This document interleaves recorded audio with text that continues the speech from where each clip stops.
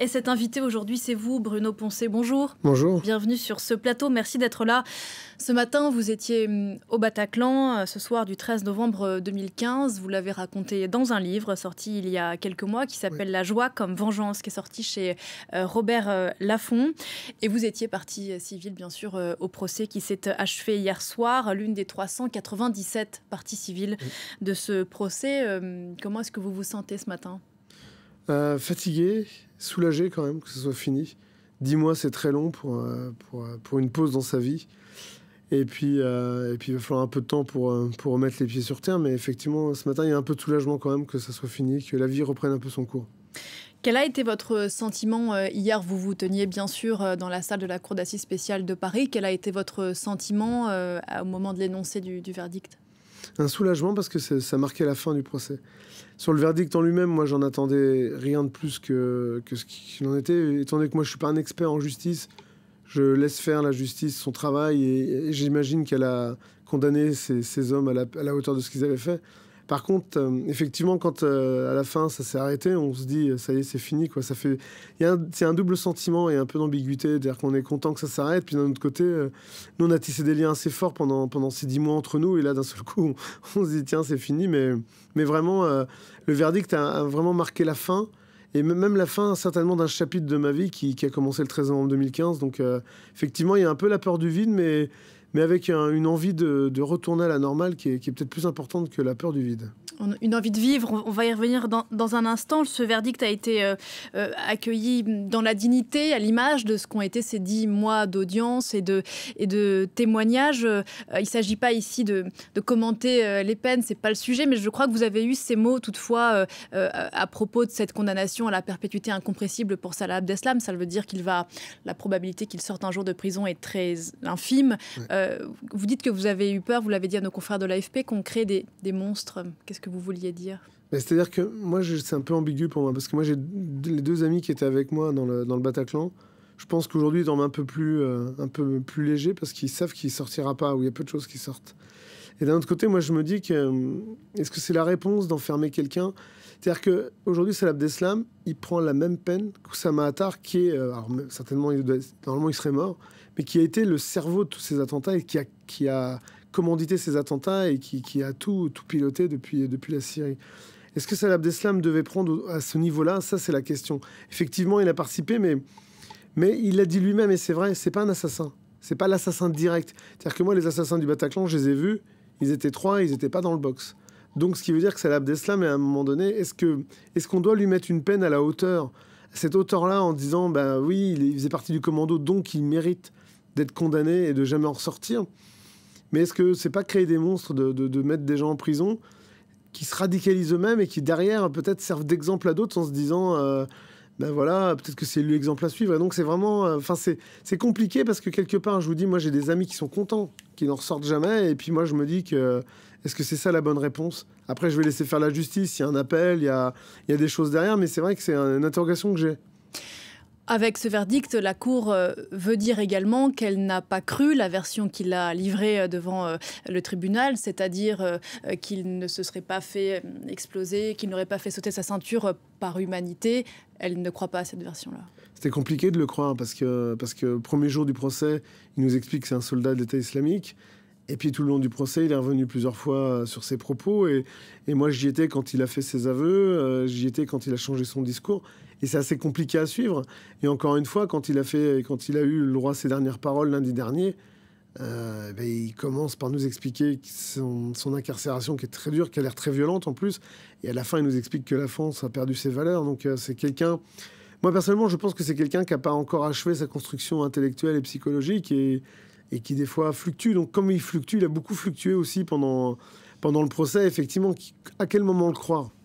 C'est ça la question avec lui. Il a présenté ces derniers jours, effectivement, dans ses derniers mots, à demi-mot, et c'était un peu alambiqué, mais une forme d'excuse. Comment les avez-vous prises, ces excuses? Moi, j'aurais voulu plutôt qu'il soit aussi courageux que Soraya, cette femme qui a dénoncé Abaoud et qui a empêché Abaoud et Akrou de faire d'autres attentats en France et qui sont morts à Saint-Denis. Je me dis que s'il avait été comme Soraya, oui, effectivement, là, on pourrait un peu croire en ses excuses, on pourrait croire, mais malheureusement, il a eu plusieurs fois l'occasion d'arrêter tout ça, il ne l'a pas fait. Donc, à quel moment ces excuses ont de la valeur? Vous êtes venu, Bruno Poncet, depuis le mois de janvier, je crois, quasiment tous les jours aux audiences. On les voit les images derrière vous, dans cette cour d'assises spéciale de Paris, qui est au cœur de la capitale.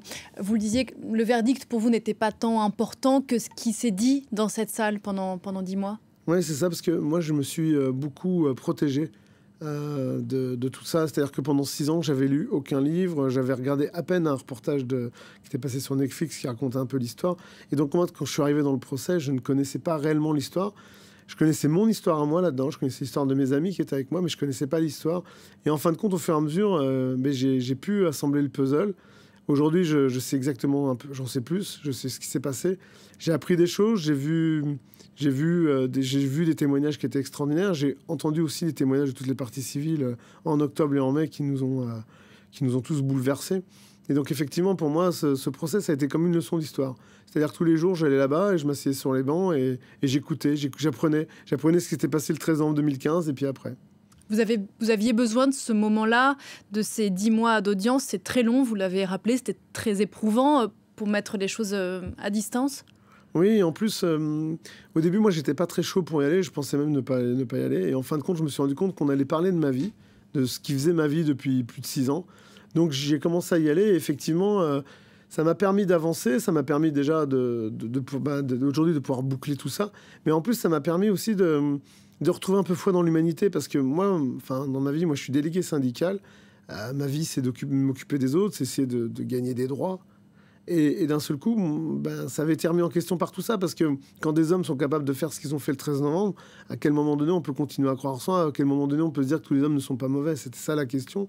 Et ce que j'ai entendu au mois d'octobre dans les témoignages, avec beaucoup de fraternité, de solidarité, en fait que ça m'a redonné foi en l'humanité. Alors c'est peut-être des grands mots pour les gens, mais vraiment c'est comme ça que je le sens. Et ça me redonne vraiment aujourd'hui un dynamisme et de l'énergie pour continuer ce que j'ai à faire, parce que pendant longtemps, c'était compliqué le matin de se dire mais pourquoi se lever pour faire ça, à quoi ça rime? Et en fin de compte, maintenant, je sais à quoi ça rime. Vous parliez de cette humanité. Il y a eu effectivement quelque chose qui s'est créé entre toutes ces parties civiles qui se connaissaient peut-être de loin ces 6 dernières années, mais qui ne s'étaient jamais vraiment rencontrées ou trouvées toutes au même endroit, au même moment. Et il y a ce quelque chose qui s'est créé qui restera, là, lui, pour le coup. Oui, et pas uniquement que les parties civiles. C'est-à-dire qu'on a créé une espèce de communauté avec tous ceux qui y allaient régulièrement, entre les avocats, les journalistes, les gens de l'organisation, et puis les parties civiles, évidemment.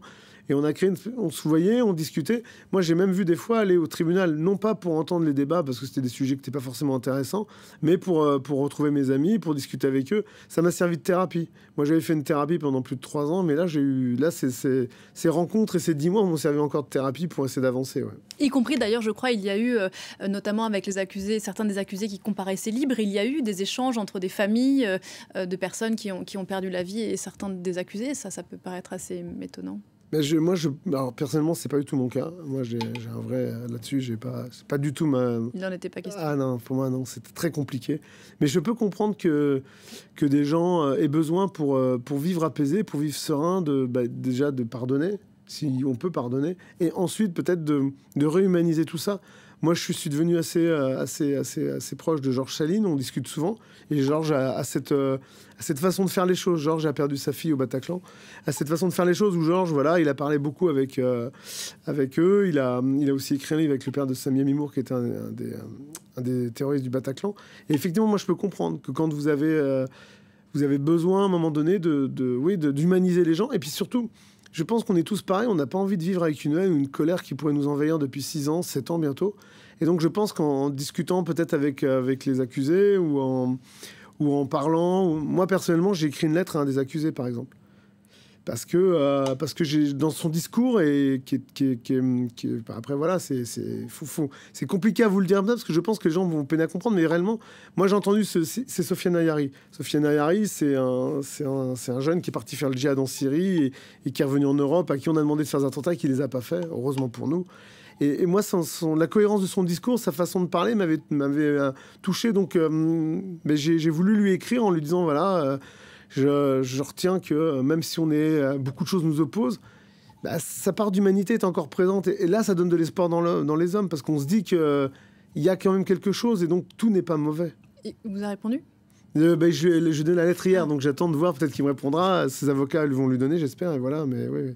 Vous parliez de pardon tout à l'heure. Est-ce qu'il y a pour vous une place possible pour ce pardon? Moi, je ne suis pas assez fort pour pardonner. Je peux comprendre, et en tout cas, je peux comprendre ce qui s'est passé pour certains, mais je pardonnerai. Enfin, pardonner, c'est pas à moi de pardonner déjà. Et puis, moi, personnellement, moi, quand je suis sorti du Bataclan, j'étais obligé d'enjamber des corps, et même des corps de jeunes de 18 ans. Donc, pour moi, c'est vraiment la limite de ma vie. C'est ça, c'est que, voilà, à partir de ce moment-là, je mets une barrière entre ce qui s'est passé et mon émotionnel. Je sais ce qui s'est passé et je ne pourrai jamais oublier. Donc, pardonner, c'est compliqué pour moi. Effectivement, même si c'est dans le box, c'était pas les assassins, mais c'est quand même compliqué. Donc, j'ai pas de haine, j'ai pas de colère vis-à-vis d'eux. La justice a fait son travail et voilà, que ça se finisse comme ça. Mais réellement, pardonner, c'est assez compliqué. Ouais. Les attentats étaient il y a 6 ans et demi, 10 mois d'audience. Le procès s'est fini hier. Il y aura effectivement l'appel. Je crois que vous me disiez tout à l'heure que vous n'y participerez pas. Non. Pas à un nouveau procès, en tout cas. On a assez fait. Et la question qu'on a envie de vous poser ce matin, c'est et maintenant, qu'est-ce qu'on fait? On va déjà la fin de semaine, j'essaie de redescendre un peu, de m'en poser. Et à partir de lundi, je vais retourner au travail, je vais retourner reprendre mes fonctions. Je pense qu'on va prendre. Moi, je vais prendre juillet-août pour un peu analyser, prendre un peu de recul sur tout ça, regarder les choses. Et puis en septembre, on va reprendre le cours d'une vie, essayer de reprendre un quotidien. Alors le mot normal, je ne sais pas si ça peut être normal un quotidien, mais reprendre un quotidien et puis essayer de reprendre une vie. Et puis voilà, aujourd'hui, comme disait Arthur de nouveau, le président de Life for Paris, aujourd'hui je pense que moi je suis une victime pas d'attentat à la retraite. Je suis une partie civile aussi à la retraite. Je me retournerai jamais dans un procès, dans aucune cour d'assises pour ça, j'espère en tout cas. Et puis voilà, et puis c'est de reprendre une vie normale, c'est d'avancer. Vous l'avez dit tout à l'heure, moi j'ai écrit un livre, j'ai eu la chance d'écrire un livre. Le procès vient de se finir. On va tout mettre sur les étagères de notre bibliothèque et puis on va essayer de passer à autre chose. On reste marqué à vie par tout ça évidemment, mais ma vie ne tourne pas autour de ça. En tout cas, je l'espère. Et demain, vous direz de vous, bonjour, je m'appelle Bruno Poncet, je suis syndicaliste à la SNCF et non pas je suis un rescapé du Bataclan, où les deux identités vont cohabiter? Non, réellement, je commencerai par dire que je suis cheminot, que je suis délégué syndical. Et après, si après on veut rentrer sur un autre terrain, je dirais oui, j'y étais, mais ça ira pas plus loin. Et je dirai aux gens que s'ils veulent connaître mon histoire, qu'ils lisent mon livre s'ils le veulent, parce que j'ai plus tellement envie de raconter, en tout cas l'événement lui-même. Je pense que je l'ai assez raconté, je l'ai raconté au tribunal, je pense que c'était la dernière fois que je voulais le raconter dans toute sa globalité. Maintenant, je pense que j'ai plus besoin de le raconter. Vous direz aux gens de regarder vos mains parce qu'il y a 2 hirondelles sur votre main qui disent que la vie continue. Merci beaucoup. Merci beaucoup d'être venu ce matin sur le plateau de Paris Direct et bonne suite pour vous, Bruno Poncet. On se retrouve juste après la pause pour la suite de ce rendez-vous d'infos. À tout à l'heure.